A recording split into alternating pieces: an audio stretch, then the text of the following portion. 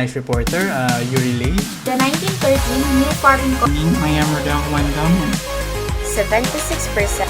So, their experience. I am Concha de Marsuteo. Good day everyone, today I will discuss. Good morning, good afternoon. By now, you already know that. Good day everyone, I am William Bukuntat. Is Muslim imams and So a pleasant day to everyone who's watching this video. My name is Tristan Carlos Arceda and I will be your first reporter for Chapter 4, Lesson 1. So for this part, I will explain why migration to Mindanao happened, particularly during the 20th century. We will answer three major questions. 1. Why did Filipinos leave Luzon and the Visayas? Number 2. What were the government's goals? Number 3. And what happened to the people who were already living in Mindanao? So let's start. Part 1. Why Filipinos left Luzon and the Visayas? Before the 1900s, Mindanao was largely inhabited by indigenous groups, such as the Lumad and the Muslim Moro communities. Meanwhile, Luzon and the Visayas were already densely populated. Marami na daw masyadong tao. During the American colonial period, under the Public Land Act of 1903, the government encouraged migration to Mindanao. But why were people willing to move? First, land scarcity. Many farmers in Luzon and the Visayas did not own land. Large estates were controlled by wealthy families or religious institutions. Poor farmers struggled to survive. Second, poverty and limited opportunities. Agricultural lands were overcrowded, jobs were limited. For many families, moving to Mindanao meant a fresh start. Third, the promise of free or cheap land. The government advertised Mindanao as a land of promise. Migrants were told they could legally own farmland, something they could not easily achieve in their home provinces. Later, during the Commonwealth period, the government created the National Land Settlement Administration in 1939. To formally organize settlement programs, families were relocated to areas like Coronadal and Marbel. After World War II, more programs like Land Settlement and Development Corporation and National Resettlement and Rehabilitation Administration continued encouraging migration, even offering land to former rebels to help them reintegrate into society. So overall, people left because of poverty, landlessness, and hope for a better life. Okay, now let's proceed to the part 2. Government goals, land, unity, and development. Migration was not random. It was part of a government plan. There were three main goals. 1. To solve landlessness. The government wanted to reduce social unrest in Luzon and the Visayas by sending landless farmers to Mindanao. They hoped to ease agrarian pressure. Number 2. To promote national unity. At that time, Mindanao had a large Moro population who had resisted both Spanish and American rule. By encouraging Christian settlers to move south, the government aimed to integrate Mindanao more tightly into the Philippine national state. This was partly a political strategy to strengthen central government control over the region. Number 3, to boost economic development. Mindanao has fertile soil and vast natural resources. The government wanted to transform it into a major agricultural hub. Settlers introduced large-scale farming of rice, corn, coconut, sugarcane, and abaca. Over time, Mindanao became one of the country's top producers of agricultural goods. By 1970, Christian settlers already made up about 76% of Mindanao's population. This dramatically changed the island's demographic structure. Now we will be continuing to our next reporter, Yuri Lane.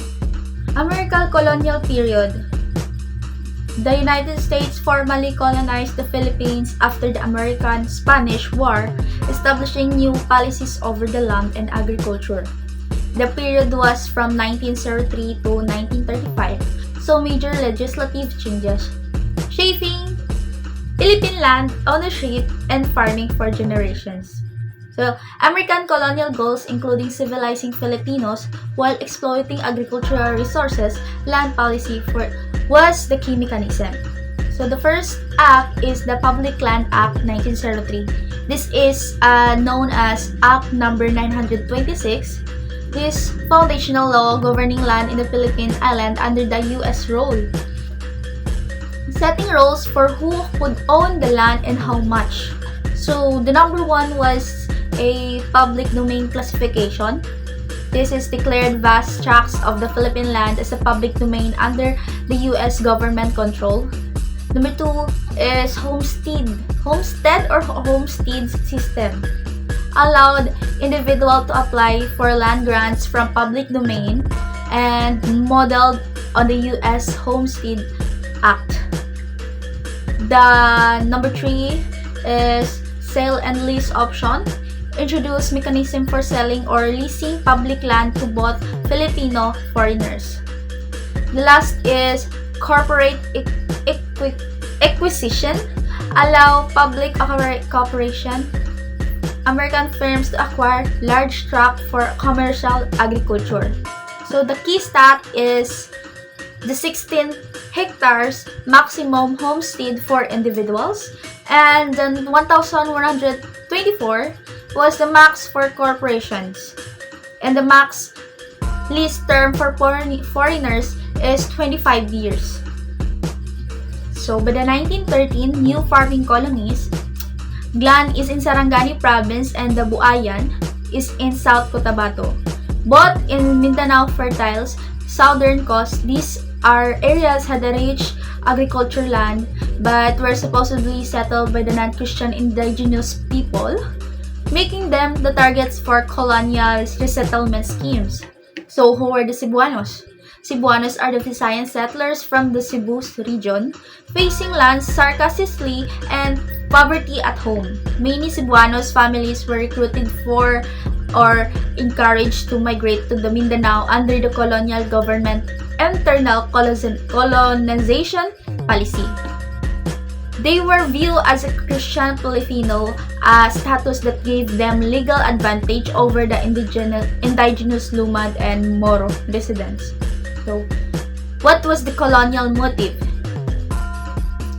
The U.S. colonial government promote these farming colonies. Number 1 is to increase agriculture output for export. Number 2 is to spread Christian civilization as a soft pacification strategy. And number 3 is to demographically shift Mindanao toward a Christian majority population, weakening the Moro political resistance by diluting their numbers and land rights. So, next is 1919 Amendment. So, the 1919 Amendment is the direct comparison of their land. So, there is 24 hectares maximum to claimable land. This is a Christian Filipino land. And then next is the non-Christian Filipinos, that is a maximum of 10 hectares. So the Christian Filipinos, it is equivalent for 33 football fields, which is considered as the civilized under the U.S. colonial policy, given preferential access to the public land as a reward for Christianization. So the non-Christian Filipino has a 10 maximum, right? It has a 14 football fields. It is equivalent to 14 football fields. So include Lumad, Moro, and the other indigenous group deemed uncivilized. Receive 58% less land than the Christian settlers. So result formality inequality in land access. So what does the formalized means here? So it means the inequity was written into the law, not just practiced unofficially. The Christian difference in the land between the Christian and non-Christian was included in the official legislation, giving it the legal legitimacy and making it enforceable by the colonial authorities. So what were the real-world effects? Lumad and Moro communities who had lived on Mindanao land for centuries were restricted to smaller claims, or none of it didn't engage and with the colonial registration system. So Christian settlers from the Visayas and Luzon moved in often onto a central lands. So this is create an ethnic and religious tensions that persist to this day. So the long-term legacy, the inequality established in this period seeded the Moro insurgency movement of the 20th century.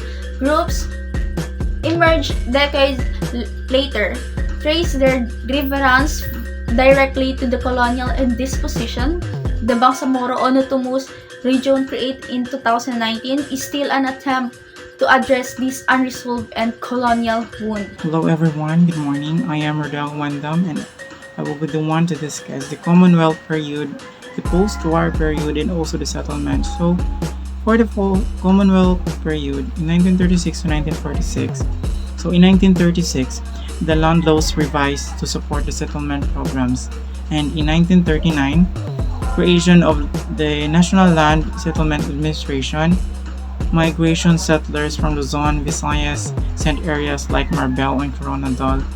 Also, the impact of new towns developed with the schools, roads, and churches. So, in the Commonwealth period in 1936 to 1946, refers to the time when the Commonwealth of the Philippines was governing the country. During this period, the government created settlement programs in Mindanao. The land laws were revised, and the National Land Settlement Administration was established in 1939 to move settlers from Luzon and Visayas to new areas like Marbel and Coronadal. So because of this, many new towns were developed with schools, roads, and churches. So for the post-war period, migration programs, Lazadeco, and Nara invited more settlers including ex-rebels given land. Expansion settlements spread to Bukidnon, Davao, Cotabato, and Tawi-Tawi. The Republic Act No. 1888 intended to include indigenous peoples, but many were still displaced. Also, the impact of growth of Christian settlements often marginalized local Moro and the Lumad communities. So, for the post-war period, refers to the time after the World War II, when the government continued migration program in Mindanao. Agencies like Lazadeco and Nara encouraged more settlers to move there, even giving land to former rebels. The settlements expanded to places such as the Bukidnon, Davao, Cotabato, and Tawi-Tawi. Although Republic Act No. 1888 aimed to include indigenous people, many Moro and Lumad communities were still displaced. As a result, the Christian settlements grow rapidly, which often marginalize the local communities. So for the settlement patterns, by 1970, Christians became the majority in Mindanao. It's about 76% of the population. So Ilocano settled in the highlands, Cebuanos and Ilonggos settled in the valleys. The Tagalog moved to urban areas. The settlers brought both new farming tools and practices. Migration led to disputes. Indigenous groups lost their lands. Loss of land caused resentment and unrest. So, in these patterns, explain how people were distributed in Mindanao by around 1970. The Christians became the majority, about 76% of the population, because many settlers moved from the other parts of the Philippines. Ilocanos mostly settled in the highlands, Cebuanos and Ilonggos settles in the valleys. And many Tagalogs moves to urban areas. The settlers also brought the new farming tools and modern agricultural practices which helped develop the land. However, the migration caused land disputes because many Moro and Lumad communities lost their ancestral lands. This loss of lead and resentment and unrest in the region. 76% Christian settlers by 1970s. From 1910 to 1970s, government resettlement programs encouraged many Christian Filipinos from Luzon and the Visayas to move to Mindanao. Because of these continuous migrations, Christians became the majority population. By 1970, about 76% of Mindanao's population were Christian settlers. This greatly changed the demographic structure of Mindanao, which was originally inhabited mainly by Moro and the Lumad communities. where each group settled. Different Christian groups settled in different areas based on farming skills and opportunities. Ilocanos settled in the highlands because they were skilled in upland rice farming. Cebuanos and Ilonggos settled in fertile valleys where they planted corn, rice, and sugarcane. Tagalog mostly moved to urban centers like Davao and Cotabato. These settlement patterns helped develop agriculture and new towns, but they also changed land ownership in many areas. Effects on the land and peace. Although migration helped develop Mindanao's economy, it also caused serious problems.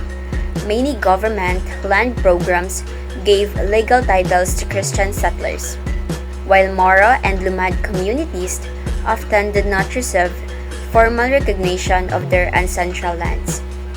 Because of this, many indigenous groups were displaced. This led to land disputes, resentment, and eventually social unrest. The population shift was one of the major roots of long-term conflict in Mindanao. So first, the Tagalog settlers originally came from Central Luzon, one of the most populated regions in the Philippines. Because of land shortage, poverty, and limited job opportunities in Luzon, many Tagalog families were encouraged by the government to migrate to Mindanao through government resettlement programs. So these programs aim to reduce overcrowding in Luzon and help develop Mindanao by distributing land to settlers and creating new farming communities. Many Tagalog migrants settled in provinces such as Cotabato and Davao, while others moved into growing urban centers like Davao City. Although they were fewer in number compared to Visayan settlers, Tagalog became more visible in cities, schools, offices, government institutions, and business areas, where Filipino-Tagalog-based language was commonly used. As time passed, Tagalog settlers learned to speak local languages such as Cebuano to communicate better with other communities. They also formed intermarriages with Visayans and other settler groups, which strengthened social ties and unity among Christian settlers. Through daily interactions, cooperation, and shared community life, Tagalog settlers slowly blended into Mindanao society. Their experience show how migration led to cultural adaptation, integration, and unity, making them part of Mindanao's rich cultural diversity. Next, the Ilonggo settlers. Ilonggo settlers came mainly from Panay Island and Negros between 1948 and 1960. Many Ilonggo families migrated to Mindanao as part of government resettlement efforts that aim to develop agricultural lands and promote food productions. They were encouraged to settle in fertile provinces such as South Cotabato, Sultan Kudarat, and North Cotabato. So the Ilonggos were known as hard-working farmers, and agriculture became their main source of livelihood. They planted rice, corn, and other crops, helping transform Mindanao into one of the country's important agricultural regions. They form close-knit farming communities where cooperation, mutual help, and strong family ties were important values. These communities were often organized around churches, farms, and local organizations. Even as they preserved the Catholic faith, Ilonggo language, and cultural traditions, they also learned local languages such as Cebuano to communicate with other groups. Through intermarriage, shared labor, community projects, and cooperation with other settlers, they became socially integrated into Mindanao society. Over time, Ilonggo settlers did not remain as outsiders, but became a permanent and important parts of Mindanao's Christian settlers populations, contributing to its economy, culture, and social development. So that's all the Tagalog settlers and Ilonggo settlers. Thank you. Good day everyone, I am Prince Chalimar Soteo, reporter of Lesson 4.2, Cebuano Settlers in Mindanao. Town Development. Ang mga Cebuano settlers ay kabilang sa pinakamalalaking pangkat ng migrante na lumipat sa Mindanao, partikular sa malalawigan ng Bukidnon at Davao. Ang migrasyong ito ay naganap bilang bahagi ng mga programang panirahan na isinulong ng pamahalaan upang ma-develop ang malalawak na lupain sa Mindanao. Dahil sa kakulangan ng lupa at limitadong oportunidad sa Visayas, maraming Cebuano ang napilitang humanap ng mas maayos na kabuhayan sa ibang rehiyon. Farming skills. Sanay sa pagsasaka ang mga Cebuano settlers, kaya mabilis silang nakapag-adjust sa kalagayang agrikultural ng Mindanao. Ang malalawak at matabang lupa ay naging kaakit-akit para sa kanila dahil nagbibigay ito ng pagkakataong magkaroon sila ng sariling lupang sakahan at mas matatag na kabuhayan. Dahil dito, naging aktibo sila sa pagtatanim ng mga pangunahing pananim tulad ng palay at mais, na naging mahalagang bahagi ng lokal na ekonomiya. Conflicts. Sa mga unang taon ng paninirahan ng mga Cebuano settlers, ay naging dominanting grupo sa maraming naitatag na bayan. Mas madalas silang nakikipag-ugnayan sa kapwa Kristyanong settlers dahil sa pagkakatulad ng relihiyon at kultura. Gayunpaman, ang limitadong pakikipag-ugnayan sa mga lumad at moro ay nagdulot ng hindi pagkakaunawaan, lalo sa usapin ng pagmamay-ari ng lupa. Ang maalitang ito ay naging bunga ng kakulangan sa pagkilala sa mga lupaing ninuno ng mga katutubong grupo. Ilocano settlers in Mindanao. Town development. Ang mga Ilocano settlers ay nagmula sa Hilagang Luzon at lumipat sa iba't ibang bahagi ng Mindanao tulad ng Northern Cotabato, Davao at Agusan. Ang migrasyong ito ay bunsod ng kakulangan sa lupang sakahan at limitadong oportunidad sa kabuhayan sa kanilang pinanggalingang rehiyon. Sa pamamagitan ng mga programang paninirahan at sariling inisyatibo, pinili ng maraming Ilocano na manirahan sa Mindanao upang makapagsimula ng mas maayos na pamumuhay. Farming skills. Kilala ang mga Ilocano sa kanilang husay sa pagtatanim ng palay at iba pang pananim, kaya malaking naging ambag nila sa pag-unlad ng agrikultura sa Mindanao. Ginamit nila ang kanilang kaalaman at disiplina sa pagsasaka upang makataas ang produksyon ng bigas at mapaunlad ang masakahang lupain, na naging mahalagang bahagi sa ekonomiya ng mga rehiyong kanilang tinirhan. Conflict. Bukod sa pagsasaka, nagtayo ang mga Ilocano settlers ng mga pamayanang agrikultural kung saan napanatili nila ang kanilang wika, kaugalian at tradisyon. Gayunpaman, ang limitadong pakikipag-ugnayan sa mga katutubong grupo ay minsan nagdulot ng tensyon, lalo sa usapin ng pagmamay-ari ng lupa.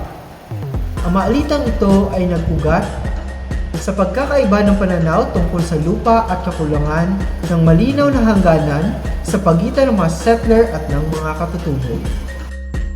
Good day everyone! Today I will discuss the migration of Kapampangan and Bicolano settlers to Mindanao, focusing on when, why, and how they moved and how they integrated into the region. So first, kailan nga ba sila nag-migrate sa Mindanao? So yung Kapampangan and Bicolano settlers nag-migrate sila sa Mindanao noong World War II and in the post-war years, especially from the late 1940s to 1960s. So during this time, the Philippine government encouraged people from the Luzon and Visayas to move as part of the national resettlement programs. So, bakit nga ba sila nag-migrate? According to my research, maraming reason kung bakit nag-migrate yung mga Kapampangan and Bicolano settlers sa Mindanao. So first is to search for better opportunities. So many families wanted land for farming and a better livelihood. Second, government resettlement programs. So the government promoted Mindanao as a land of promise and helped families relocate. And And third, escape from hardship. So during World War II kasi, many areas in Luzon were damaged. So people moved to rebuild their lives elsewhere. And so on. So yun yung mga reason bakit nag-migrate yung mga Kapampangan and Bicolano settlers sa Mindanao. So paano nga ba sila nag-migrate or nag-settle doon sa Mindanao? So actually, yung pag-migrate nila sa Mindanao it is organized and supported. So first is the government provided transportation and land opportunities. Settlers traveled by boat to Mindanao, especially to areas like Cotabato, Davao, and Zamboanga. So dati yung mga gamit nila na pang-travel is boat or bangka. Ganun. So, upon arrival, they cleared land and built homes and started farming and so on. So the next is integration into Mindanao society. So both Kapampangan and Bicolano settlers adapted to their new environment. First, they maintained their Catholic faith. Second, learned Cebuano for everyday communication.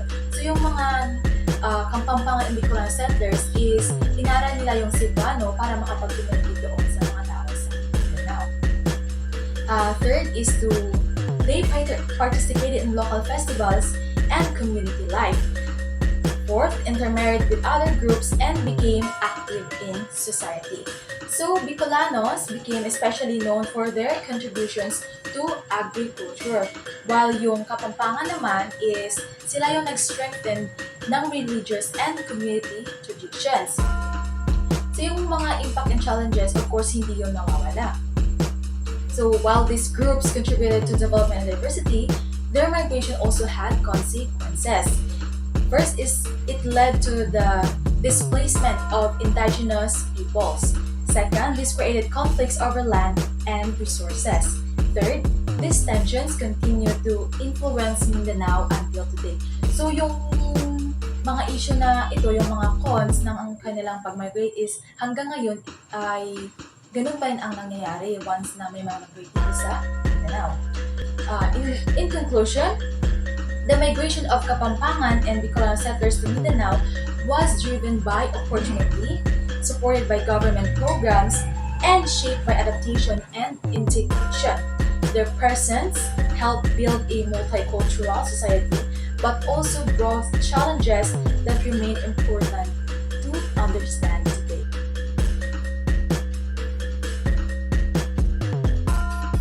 So, first, before we dive into that, I want you to think of the last festival that you have attended. Yes, you.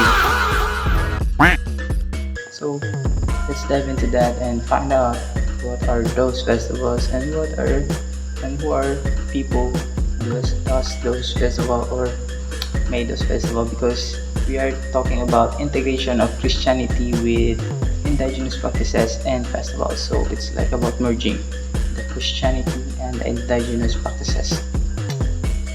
So first, let's go with the Tagalog settlers. Tagalog settlers brought Catholic traditions like Babasa and Flores de Mayo. In Mindanao, they started mixing this with indigenous practices such as ancestral prayers and local music. Over time, devotion to saint became combined with older ways of honoring spirit, creating a blend of Catholic and native belief. Second, Bicolanos. Bicolanos settlers are deeply devoted to Virgin Mary, especially through the Peña Francesca festival. When they moved here in Mindanao, they adapted the festival by adding local elements in that culture, and that festival. They put also native symbols as well, and making it more meaningful in their new community. So it could help them to stay faithful and connected with their neighbor. Their new neighbors. So third, let's go to the Kapampangan. Kapampangan settlers brought strong Holy Week tradition like self-flagellation, and crucifixion, the enactments. So that's what they do. In Mindanao, these practices mix with local healing rituals and festives. They do that, healing rituals and festives, creating a shared way of showing sacrifices and devotion with united community. Devotion that united the community. Fourth, Ilocano settlers. Ilocano honored their Catholic root with festas and patron saints. So they celebrate this, and in Mindanao they include local music, dance, and storytelling as well, into these events, and to help bridge with their customs with those of the indigenous people, and enriching both traditions. The Cebuano. Cebuanos are devoted to Santo Niño and celebrating the Sinulog festival in Mindanao. Sinulog was adapted with local rhythms, dances, and rituals, and becoming shared celebration among the settlers and indigenous groups that promoted harmony and joy. Next, we have the Ilonggo. So this is our last people, I'm also an Ilonggo. So the Ilonggo settlers, they kept their Catholic faith and celebrated patron saints with the big community and fiestas as well, they think. And so they added native elements like healing dances and chants, blending tradition. This showed respect for local culture. And so they show respect for that local culture and strengthening their own identity here in Mindanao. Hello, my name is Tentero Mark Jason, and right now we're gonna talk about the lesson 4.4, which is the cultural contributions and challenges. So by now, you already know that Christian settlers came to Mindanao through government programs, and that they brought their religions and folk practices with them. But what actually happened next? What did they actually build and contribute, and what problems did their presence create? So we're gonna talk about that later on. But right now, we're gonna look at the four major areas, which are agriculture, education, festivals, and settler-indigenous relations. So let's begin with the first one, which is the agriculture. The very first thing the Christian settlers did when they arrived in Mindanao was farm the land. And this is very important to understand because the settlers did not just find empty land. They were given land by the government, often land that was already being used or claimed by indigenous communities. But we'll get to that tension in a moment. But right now we're gonna look at the kinds of farming each group bring to the Mindanao. So first we have the Tagalogs, who introduced wet rice farming and irrigation in Cotabato. So wet rice farming means growing rice in flooded fields, which requires water systems. The Bicolanos cultivated abaca and coconut in Davao. Abaca is a plant used to make rope and fiber, which are very important for trade. The Kapampangans contributed vegetable farming, and the Ilocanos were known for tobacco and upland rice. They were skilled at farming drier and higher terrains. Next is the Cebuanos, who planted corn and coconuts, crops that became staples of Mindanao's economy. And lastly, the Ilonggos established sugarcane and rice farms, especially in South Cotabato. So together, these farming contributions helped Mindanao connect to bigger markets, both locally and internationally. Mindanao became a major agricultural region of the Philippines largely because of these farming practices. But here is the problem. These settlers were given bigger and more fertile lands by the government, while the indigenous communities received smaller, less productive plots or were pushed out entirely. This created a serious economic gap between settlers and indigenous peoples, and it planted the seeds of land disputes that would grow into larger conflicts. So next part is the second contribution was in education. The settlers, missionaries, that means Catholic priests and nuns, opened school all over Mindanao. So these schools taught Western learning literacy and Christian values. For many settler communities, this was a great advancement. So let's talk about what each group contributed. The Tagalogs helped build public schools in their settlements. The Bicolanos opened night schools to serve indigenous learners who could not attend the day classes.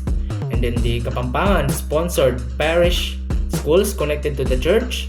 The Ilocanos supported vocational schools, giving settlers and Lumad youth practical skills like carpentry, farming techniques, and livelihood training. The Cebuanos became teachers and school leaders, playing a huge role in spreading formal education. And lastly, the Ilonggos promoted literacy drives, going to community to encourage reading and writing. So now, we must be critical thinkers here. So while these schools improve literacy and open opportunities, and that is generally good, but they also had a major flaw. So they largely ignored and excluded the cultures of the Lumad and Moro communities. So the curriculum was in Christian values, in Filipino or English, and the traditions, languages, and knowledge of indigenous peoples were not part of the lesson. So education was both a gift and a form of cultural erasure at the same time. Pleasant day everyone, I am Nolan Bubuntati and today I will be discussing the lesson 4.5, the dialogue for existence in the future diversity.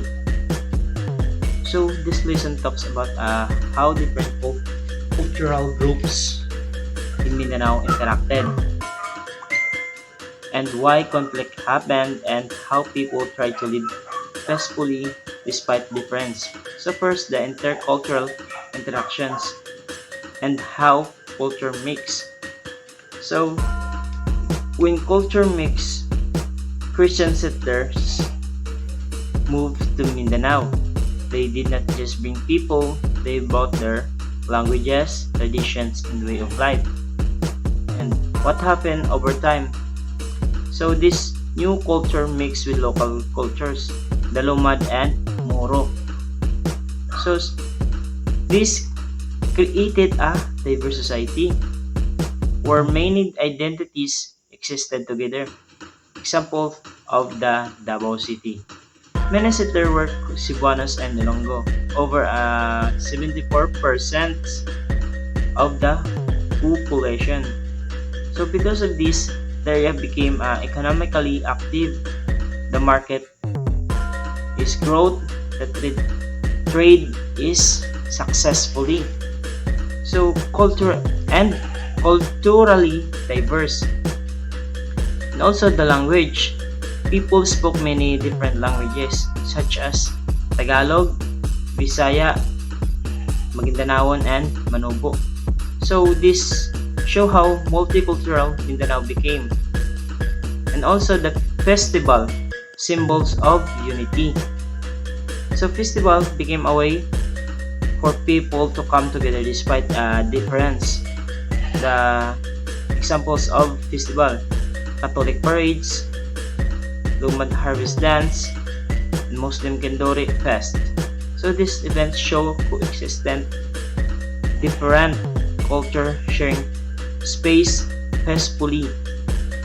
And also, second, the social tensions, why conflict happened. Even though culture mix, serious conflict still arose. So main cause are land. So land is very important for livelihood and identity. The government give illegal land titles to Christian settlers, but they often ignore the ancestral lands of Lumad or indigenous people, Moro or Muslim communities. This caused injustice. So where conflicts were strong, example ito ang Cotabato and the Coronadal City.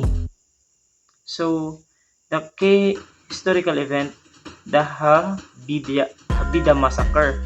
This event increased an anger and distrust among Moro people. And it led to the formation of the resistant groups like the Moro National Liberation Front or MNLF. So this group fought for rights, lands, and self-determinations. So the other problem, the indigenous, Lumads, or voices were often ignored in politics. Development project mostly help settlers, not natives. And this caused mistrust, resentment, and continued conflict. So, gobyerno talaga yung nagpapahirap sa the simple summary, by the way, the simple summary, the intercultural interactions, different, mind the background guys, maraming kami. The intercultural interactions, different groups, mix, shared culture, and created diversity. Second, the social tensions. Conflict happened mainly because of their unfair land distributions and exclusions. So the key idea, Mindanao show both unity and diversity and struggle for justice. Mulai mahina ang gobyerno, ang justice system. By the way, thank you and good day again. Ngayon naman, let's talk about peace initiatives. So during times of conflict in Mindanao, hindi lang government ang kumilos. Even religious leaders stepped up. Catholic priests, Muslim imams, and Lumad leaders held dialogues to address conflicts. Ibig sabihin, instead na mag-away, they choose to sit down, talk, and listen to each other para ma-resolve ang misunderstandings. One example is Fr. Adam Bago in Iligan City. He created a model where mixed faith leaders work together on shared projects like farms and disaster training. So hindi lang puro usap, may actual collaboration. They work side by side regardless of religion to build trust through shared responsibilities. Because of these efforts, violence was reduced and cooperation was encouraged. Mas naging open ang communication and people slowly learned to coexist peacefully. Then in 2019, the Bangsamoro Autonomous Region in Muslim Mindanao or BARM was officially created. This was a very important milestone in the peace process. Through BARM, more voice was given to indigenous and Moro communities. This happened through reserved council seats, meaning may official representation sila sa government. May land claim process din ito address long-standing land issues, and may civil peace monitors to ensure that agreements are followed and conflicts are managed properly. So overall, these initiatives show that dialogue, representation, and cooperation are powerful tools in building long-term peace. Now let's move to bridging traditions, Christian settler narratives. So different Christian settler groups also played important roles in peace building and cultural connection in Mindanao. For example, the Tagalog settlers helped form parish councils with Lumad and Moro communities and promoted peace through interfaith forums. So they created spaces where different religions could openly communicate and understand each other. Bicolano settlers built Abaca cooperatives with Lumads and used dialogues or harampang to build understanding. This means they didn't just work economically together, but also culturally strengthening relationships through conversation and cooperation. The Kapampangan settlers formed close bonds through shared worship and aid. They supported language preservation. So aside from religious activities, they also helped protect local languages and traditions. Now we move to Ilocano settlers. They promoted literacy and multilingual education, especially Ilocano Maguindanao learning. This encouraged mutual respect through education and helped bridge cultural gaps. Cebuano settlers created barangay peace councils with lumad and moral leaders and shared peace messages through media. So they institutionalized peace efforts at the community level. Lastly, the Ilonggo settlers built bilingual schools and organized culture and language festivals. These activities celebrated diversity instead of dividing people. So overall, these Christian settler narratives show that peace is not only about ending conflict. It's about building relationships, respecting identities, and creating shared spaces for cooperation.